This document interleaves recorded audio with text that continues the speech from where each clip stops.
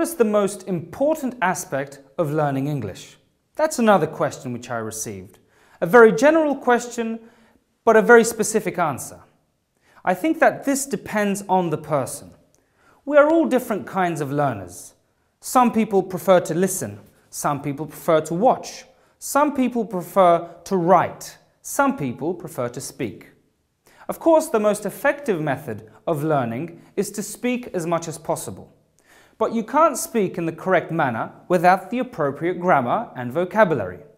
Therefore, I feel that if you are starting your journey with English, the best thing to do is to study the grammar and the easiest vocabulary and then step by step improve it and go on to the speaking part.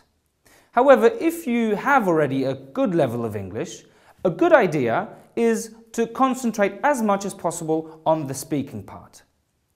A good way to do it is to divide your lessons.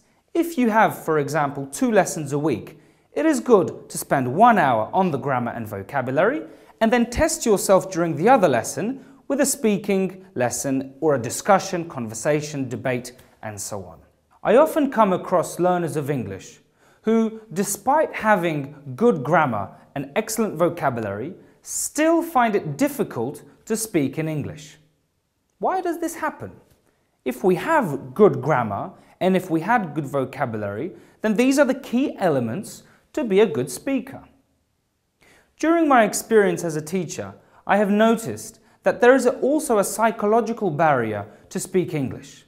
Many people are afraid, many people are intimidated by the fact that there is a whole classroom of students listening to them and waiting for their every mistake. For these types of people, I have the following advice. Do not be afraid to speak. Speak as much as possible. I understand that some people are introverts and they find it difficult to speak, not only in English but sometimes in their mother tongue.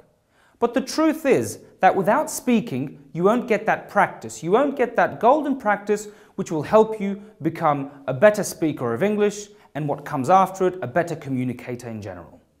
As I mentioned earlier, the most effective way of learning English is to go to the English-speaking country yourself, for a course or for a couple of weeks. Of course, I understand that for some people, for most people, this is impossible. Because of family reasons, because of financial reasons, because of personal reasons, sometimes we don't want to leave the country, we want to stay in Poland, where we still have contact with English, with foreign counterparts or business cooperatives. In this situation, I would suggest that you have as much contact with everyday English as possible. In terms of everyday English, I feel that the internet and the television offer the most opportunities. In the internet, we have so much information nowadays.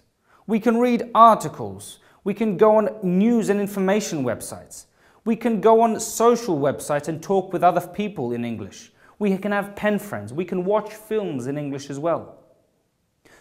In terms of the television and the DVD, nowadays we have lots of films in English. Now the best thing to do is not to look at the so-called and most popular lecture, but to of course use the subtitles. Now this is, I think, the most effective way of learning the language because of the fact that we have the subtitles written in our mother tongue, but we listen to the accent and to what the actors are really saying.